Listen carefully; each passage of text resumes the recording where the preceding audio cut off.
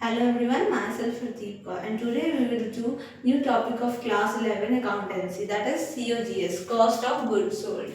Cost of goods sold. So it represents the direct cost associated with producing or acquiring goods or services that a company sells. It includes all direct expenses related to production. COGS ਦਾ ਮਤਲਬ ਹੁੰਦਾ ਹੈ ਕਿ ਜਿੰਨੇ ਵੀ ਆਪਾਂ production ਕੀਤੀ ਹੈ ਉਹਦੇ ਜਿਹੜੇ ਕਾਸਟ ਯਾਨੀ ਕਿ ਖਰਚਾ ਹੋਇਆ ਉਹਨੂੰ ਕੈਲਕੂਲੇਟ ਕਰਨਾ ਉਹ ਹੁੰਦਾ cost of good sold COGS। ਇਹਦੇ ਵਿੱਚ ਜਿੰਨੀ ਵੀ ਪ੍ਰੋਡਕਸ਼ਨ ਦੇ ਨਾਲ ਜਿਹੜੇ ਐਕਸਪੈਂਸਿਸ ਹੁੰਦੇ ਡਾਇਰੈਕਟ ਐਕਸਪੈਂਸਿਸ ਉਹ ਸਾਰੇ ਇਹਦੇ ਵਿੱਚ ਇਨਕਲੂਡ ਹੁੰਦੇ ਆ। ਕਾਸਟ ਆਫ ਗੁੱਡ ਸੋਲਡ ਦਾ ਫਾਰਮੂਲਾ ਹੈ opening stock plus purchases plus direct expenses minus closing stock. सब तो पहला ओपनिंग स्टॉक आता है साल के स्टार्टिंग ਜਿਹੜਾ ਸਾਡਾ ਸਟਾਕ ਹੈ ਉਹ ਫਿਰ ਜਿੰਨੀ ਪਰਚੇजेस ਹੈਗੀਆਂ ਸਾਡੀ ਉਹ ਐਡ ਹੁੰਦੀਆਂ ਤੇ ਡਾਇਰੈਕਟ ਐਕਸਪੈਂसेस ਜਿੰਨੇ ਅਸੀਂ ਐਕਸਪੈਂਸ ਕੀਤੇ ਔਨ ਪ੍ਰੋਡਕਸ਼ਨ ਉਹ ਐਡ ਹੁੰਦੇ ਆ। ਉਸ ਤੋਂ ਬਾਅਦ ਐਂਡ ਜਿਹੜਾ ਕਲੋਜ਼ਿੰਗ ਸਟਾਕ ਹੈ ਉਹ ਮਾਈਨਸ ਹੁੰਦਾ ਹੈ। ਇਹ COGS the formula. Now we will do a practical problem for COGS.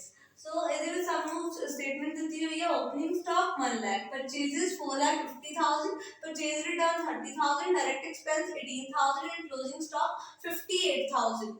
Now ਹੁਣ ਆਪਾਂ ਫਾਰਮੂਲਾ ਦੇਖਣਾ COGS ਦਾ। ਇਹ ਓਪਨਿੰਗ ਸਟਾਕ ਪਰਚੇजेस ਹੁਣ ਪਰਚੇजेस ਸਾਨੂੰ ਦਿੱਤਾ ਹੈ ਇੱਕ ਦਿੱਤੀ ਹੈ ਸਾਨੂੰ ਪਰਚੇਜ਼ ਦਿੱਤਾ ਹੈ ਪਰਚੇਜ਼ ਰਿਟਰਨ ਠੀਕ ਹੈ ਪਰਚੇਜ਼ ਰਿਟਰਨ 30,000 ਦੀ। ਜਦੋਂ ਅਸੀਂ ਫਾਰਮੂਲੇ ਦੇ ਵਿੱਚ ਲਿਖਣਾ ਤਾਂ ਸਾਨੂੰ ਨੈਟ ਪਰਚੇजेस ਚਾਹੀਦੀਆਂ और नेट परचेज कितना कैलकुलेट होती है परचेज माइनस परचेज रिटर्न ठीक है। अगे direct expenses minus closing stock सानू ओपनिंग स्टॉक होता है 1 लाख उस तो बाद नेट परचेजेस वास्ते ਅਸੀਂ परचेज माइनस परचेज रिटर्न करना है ਤਾਂ परचेज ਸਾਡੀ ਹੈ 4,50,000 ਤੇ परचेज रिटर्न 30,000। ਆਪਾਂ ਇਦਾਂ ਲਿਖ ਦਾਂਗੇ 4,50,000 माइनस 30,000।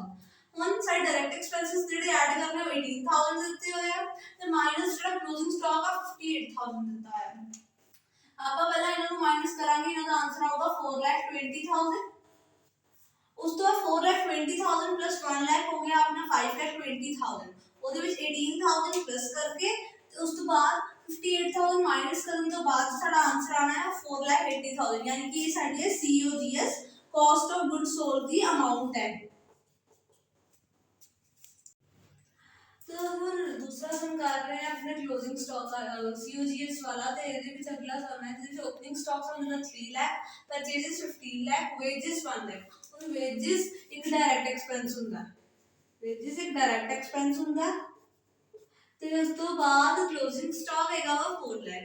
आपको फार्मूला लगाना है opening stock plus purchases plus direct expense minus closing stock. ਹੁਣ ओपनिंग स्टॉक 3 ਲੱਖ है फिर तो बस हम परचेज दी 15 लाख दी वेजेस 1 लाख हेगियां वेजेस ज्यादा ना हमेशा डायरेक्ट एक्सपेंस ਹੁੰਦਾ ਉਸ ਤੋਂ ਬਾਅਦ ਜੋ ਆਪਾਂ ਕਲੋਜ਼ਿੰਗ ਸਟਾਕ ਮਾਈਨਸ ਕਰਾਂਗੇ ਤਾਂ ਆਪਾਂ ਇਹਨਾਂ ਨੂੰ ਪਲੱਸ ਕਰਕੇ 15 ਤੇ 3 ਹੋ ਗਏ ਆਪਣੇ 18 plus 1 19 minus 4 15 लाख ਸਾਡਾ ਇਹਦੇ ਵਿੱਚ ਆਨਸਰ ਆਏਗਾ ਯਾਨੀ ਕਿ ਮੇਰਾ COGS ਕਿੰਨਾ ਹੈ 15 लाख।